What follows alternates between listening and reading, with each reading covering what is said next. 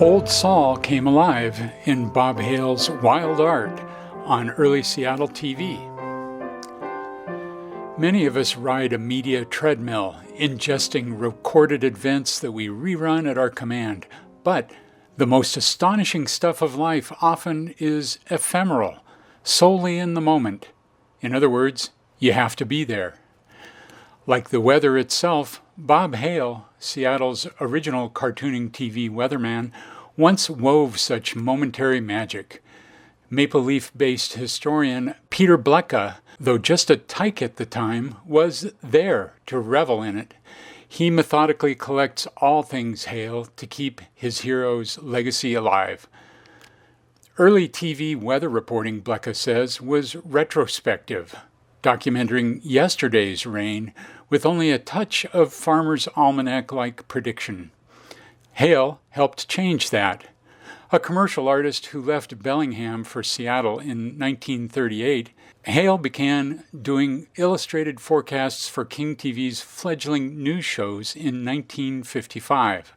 Hale's magic derived from delivering jokey meteorological details while drawing wildly comic cartoons with personified characters, such as Sammy Seagull.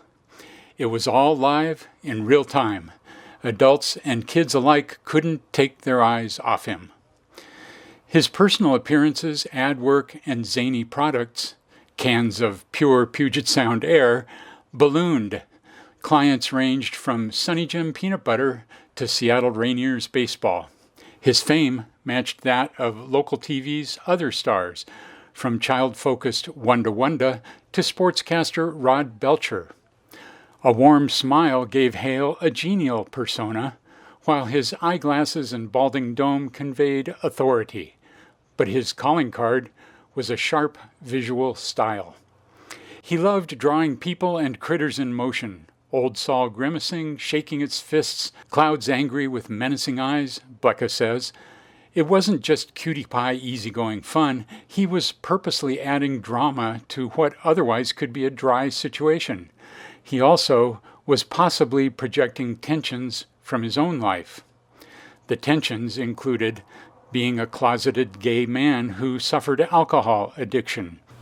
His king reign ended in 1963, the station eventually replacing him with cartoonist Bob Cram.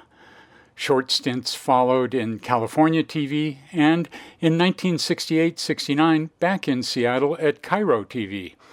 Alcoholism recovery became a late-life cause, and in 1983, at age 64, he died in obscurity. Hale's broadcast tapes do not survive, and he typically gave thousands of his king drawings to kids. Undeterred, Blecha is preparing a cartoon-heavy Hale biography. It will reflect the quaint, in-the-moment sentiment of E.R. Babcock of Vashon Island, who, in a 1969 Seattle Times letter, lamented Cairo's dismissal of Hale. In a world and area where protests, taxes, wars, politicians, and you name it, hog the news programs, it was a real pleasure to have a little humor on something, thank God, we mortals have no control of yet, and that is the weather. In our first then photo, Bob Hale creates a weather cartoon in 1956 at the King TV studio at 320 Aurora Avenue North.